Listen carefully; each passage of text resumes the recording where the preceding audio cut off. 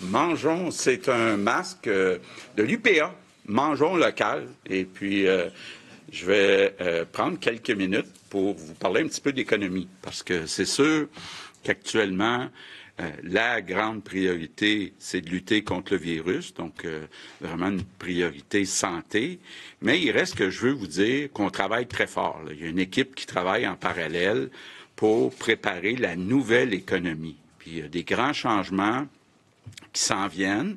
Bon, d'abord, oui, en agriculture, on est en train de travailler très fort avec l'UPA pour augmenter la production au Québec de plusieurs aliments. On travaille aussi avec plusieurs entreprises manufacturières dans ce qu'on appelle le manufacturier 4.0, donc un manufacturier productif, efficace, où on va ajouter des produits, entre autres pour remplacer des produits qui sont actuellement importés de Chine. On a un deuxième aussi grand chantier qui est important sur lequel Jean Boulet, Daniel Mécan et Jean-François Roberge travaillent. C'est toute la requalification de la main-d'œuvre. Donc, tous ceux qui ont perdu leur emploi, on est en train, entre autres, de développer des cours accélérés, un peu comme on l'a fait avec les préposés aux bénéficiaires, mais des cours en technologie de l'information. Donc, ça touche plusieurs secteurs, numérisation, toute la question de la robotisation, donc l'intelligence artificielle, donc toutes les technologies de l'information. On va essayer de convaincre, bon, d'abord, plus de jeunes de choisir ces secteurs-là qui vont s'accélérer. Là, on va tous comprendre qu'à cause de la pandémie, du télétravail puis des achats en ligne, il va en avoir plus que jamais. Puis il y a un troisième chantier aussi qu'on travaille très fort, j'ai hâte de vous annoncer des bonnes nouvelles, c'est toute l'électrification des transports. Donc, que ce soit train, tramway, autobus électrique, camion électrique. Donc, on travaille très fort pour en fabriquer le maximum possible au Québec, puis de changer les habitudes aussi pour aller vers l'électricité, parce qu'on a beaucoup d'électricité au Québec, puis on ne produit pas de pétrole. Donc, juste vous dire qu'on est déjà en train de préparer l'économie de demain, même si, actuellement, la priorité, c'est de lutter contre la pandémie. Est-ce que vous avez manqué de transparence dans le message, M. Legault? Les partis d'opposition, ce matin, ont été très sévères à l'endroit de votre gestion en disant notamment que on ne sait pas trop où vous en allez, il n'y a pas suffisamment de renseignements qui sont donnés venant de la santé publique pour que les gens puissent adhérer à votre message. Est-ce que vous avez manqué le mandat de la communication? Pas du tout. Moi, je pense que depuis le début, que ce soit le début de mon mandat il y a 2 ans ou le début de la pandémie au mois de mars, il y a eu un mot d'ordre à tous mes ministres, transparence. Et toute l'information qu'on a, on la donne. Maintenant, la situation évolue, pas juste au Québec. Regardez ce qui se passe en France, regardez ce qui se passe dans plusieurs pays. Nous, on pensait être capable de faire réduire le nombre de nouveaux cas en 28 jours. On a réussi à stabiliser, mais pas vraiment à réduire. Mais il n'y a pas personne qui aurait pu prévoir la situation qu'on vit actuellement. Est-ce que ce ne serait pas un avantage pour vous, par exemple, de remettre un peu les oppositions dans le coup, comme vous l'avez fait lors de la première vague?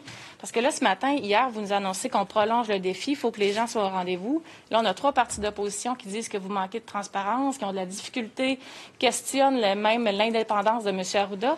Est-ce que vous seriez ouvert à essayer de mettre un nouveau mécanisme ou quelque chose pour qu'ils soient au courant, les briefer sur les avis de santé publique, pour qu'ils soient capables de retransmettre le message également? Bon.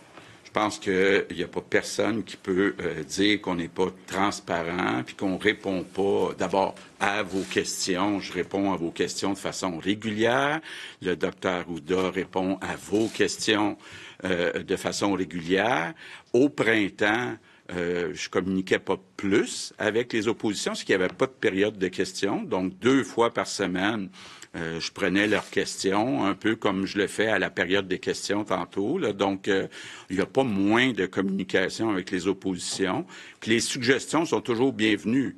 Mais à un moment donné, faut aussi travailler tous ensemble, envoyer un message clair à la population qu'il faut faire des efforts, que la situation est difficile ici comme partout ailleurs dans le monde, puis que si on veut passer au travers, il faut respecter les consignes. Mais non, je ne vois pas là le manque de transparence. Là. Toutes les données que j'ai, je les donne. L'opposition, ça fait quand même plusieurs fois qu'elle demande à ce que Dr Arruda tienne des points de presse séparément, qu'il y ait vraiment une distinction claire et nette entre vous et la santé publique. Donc, elle revienne encore une fois à la charge avec ça aujourd'hui. Est-ce que c'est quelque chose que vous pourriez envisager, une chose à laquelle vous avez pensé, ou c'est complètement exclu, ça n'arrivera pas? Bien, écoutez, de la façon que ça fonctionne en pratique, il faut comprendre ça, on n'est pas dans la théorie, on est en pratique. Il y a un comité qui se réunit à chaque jour. Moi, je suis le président.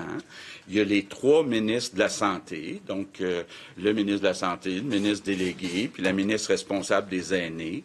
Il y a la ministre de la Sécurité publique, puis, à l'occasion, le ministre de l'Éducation, puis le ministre de l'Économie, et il y a le directeur de la Santé publique. Puis là, on regarde plein d'alternatives pour voir qu'est-ce qui est le moins pire. Parce qu'on est dans cette situation-là actuellement. C'est de dire, bon, oui, il y a la santé mentale, mais de l'autre côté, il y a des décès, il y a la situation du réseau de la santé qui est fragile. Donc, qu'est-ce qui sont les moins pires décisions? Puis on en discute tous ensemble. Puis moi, je rends des comptes. Je vous rends des comptes actuellement, je vous rencontre régulièrement, puis je m'en vais à la période de questions, puis je réponds aux questions de l'opposition. Donc, il n'y a absolument rien de caché, tout est transparent. Puis les gens, ben écoutez, ils décideront là s'ils sont d'accord ou non avec leur gouvernement. Le Dr Arruda va continuer d'être à vos côtés systématiquement. Oui, puis le Dr Arruda vous le dit, la journée qu'il ne va pas se sentir à l'aise, il va vous le dire. Donc, c'est sûr qu'il y a des débats, qu'il y a des échanges, qu'on essaye de peser le pour et le contre de toutes sortes de moyens, de nouvelles consignes, puis on essaye de décider ensemble. Mais jusqu'à présent, on est arrivé aux mêmes conclusions. Là, M. Legault, parce que les partis d'opposition font ça, mais il y a aussi d'autres. Je voyais l'ordre des kinésiologues, là, pour ne citer qu'eux autres aujourd'hui, qui disaient que pour eux autres, le message n'est pas clair, puis tout ça. Alors, cette impression-là de manque de transparence vient d'où, à votre avis? Bien, écoutez, c'est que la situation évolue rapidement. Lisez un peu ce qui se passe ailleurs dans le monde. Il y a des manifestations, il y a des gens qui ne sont pas d'accord avec les mesures qui sont annoncées dans les restaurants, dans les gyms. Peu importe, c'est la même discussion qu'on a partout dans le monde. Puis bon, c'est un peu le propre de l'opposition de s'opposer. L'exemple des gyms, là, c'est quand même pas anodin, des 200 entreprises qui sortent en disant « Nous, là, on ne respectera plus les règles du gouvernement ».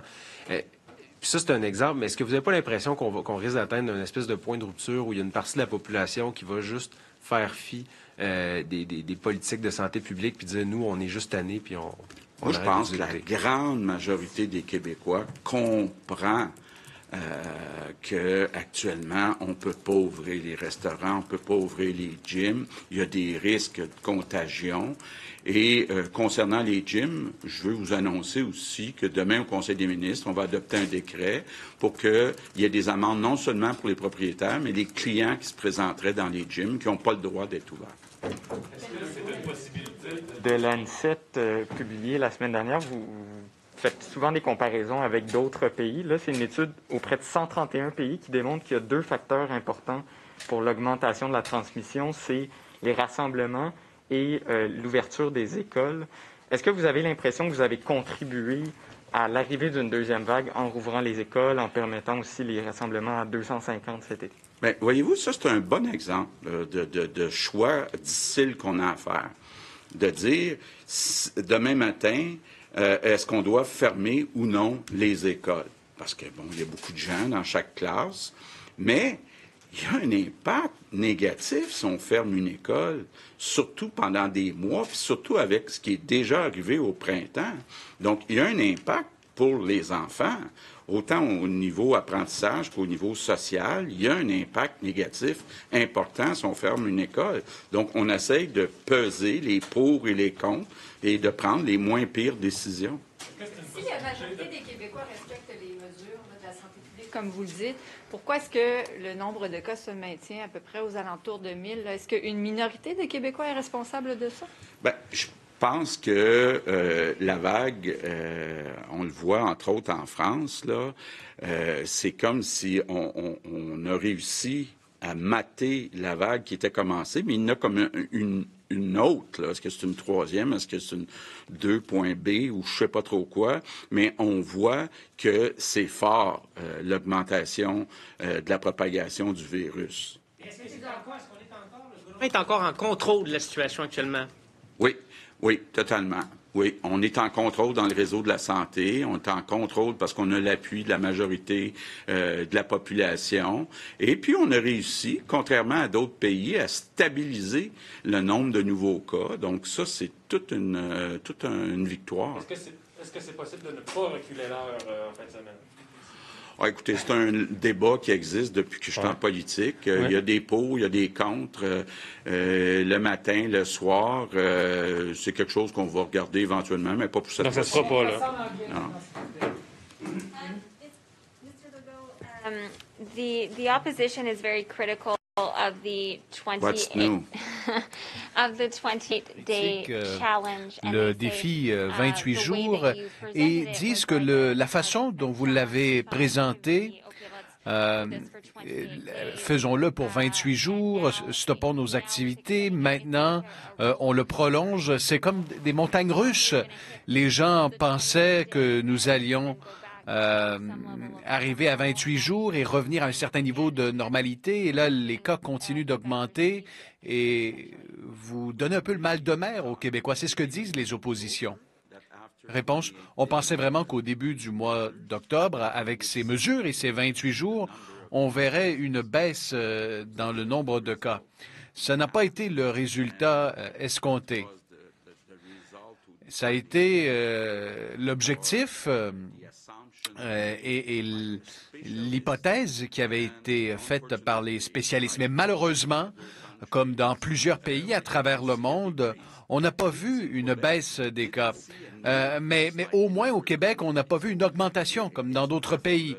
Alors, on est à mi-chemin. C'est une demi-victoire. Question. Mais vous savez, demandez aux Québécois encore 4 semaines, c'est énorme. C'est un effort immense que vous demandez aux citoyens. Vous savez également qu'il y a un doute chez les citoyens. Et ce doute, c'est votre pire ennemi pour combattre la COVID-19. Alors, pour certains citoyens, vos explications ne sont pas suffisantes. Alors, qu'est-ce que vous pouvez faire de plus pour les ramener? Réponse. Ce que nous voyons, c'est que chaque personne qui connaît quelqu'un qui a contracté la COVID-19, ces gens-là respectent les mesures. Certaines personnes ne connaissent pas quelqu'un qui a eu la COVID-19. Et ces gens-là, parfois, ne sont pas assez prudents. Mais de plus en plus de gens, en ce moment, évidemment, connaissent des gens qui ont contracté la COVID-19. Je pense que la vaste majorité des Québécois, en ce moment, comprennent pourquoi nous avons mis ces mesures en place et ils voient que ce n'est pas seulement au Québec, c'est partout comme cela à travers le monde. Question. Est-ce que vous le regrettez, votre 28 jours, votre défi? Réponse, non. Au moment où nous avons pris cette décision, on l'a fait au mieux de nos connaissances. Question. Au début du défi de 28 jours, vous avez dit que la balle était dans le camp des Québécois. Est-ce que les Québécois ont échoué dans ce défi de 28 jours? Réponse. Non, il y a eu un certain succès parce qu'il n'y a pas eu d'augmentation de cas, mais on doit faire plus. Et je pense que les Québécois ont réduit leurs contacts, mais pas suffisamment. On doit donc prolonger cette période de 28 jours, et ce, afin de réduire le nombre de décès. Nous avons 19 décès supplémentaires aujourd'hui. Question. Les gens disent ouvertement qu'ils vont se rebeller et ne pas respecter les directives. Les oppositions disent aujourd'hui, si vous ne mettez pas toutes les cartes sur table, les gens auront moins confiance au gouvernement. Est-ce que vous êtes inquiet à propos de la paix sociale au Québec? Réponse, d'abord, toutes les cartes sont sur la table. Et deuxièmement, je pense qu'il n'est pas responsable de la part de l'opposition de ne pas soutenir toutes les mesures. Je pense qu'on fait de notre mieux avec l'information qui est disponible. Question. Et à propos de la paix sociale au Québec, réponse. Pour moi, il n'y a pas de problème avec la vaste majorité des Québécois. Et concernant les gyms, on va demander aux policiers de donner des amendes aux propriétaires et aux clients de ces établissements. Question. M. Trudeau a dit que pour ce qui est du temps des fêtes, il y a un enjeu. Est-ce que vous dites déjà, est-ce que vous avez déjà une hypothèse sur ce à quoi ressemblera la fête de Noël cette année? Réponse. Je pense qu'il est important que M. Trudeau ne rouvre pas les frontières. Il a vraiment attendu trop longtemps, en mars dernier, pour fermer les frontières. Alors cette fois-ci, nous ne devons pas prendre de chance et laisser les frontières fermées, au moins jusqu'à la fin de l'année. Question pour Noël? Réponse. Pour Noël, j'espère vraiment et je suis confiant que dans 28 jours, nous serons en mesure peut-être de ne pas avoir de grosses fêtes pour Noël, mais être en mesure de voir nos familles. Je vais vous demander de répéter en français la partie sur Noël, s'il vous plaît. Bien, je pense que ce qui est important, c'est que M. Trudeau, qui veut gérer les CHSLD, là, mais qui s'assure de bien gérer, de mieux gérer les frontières.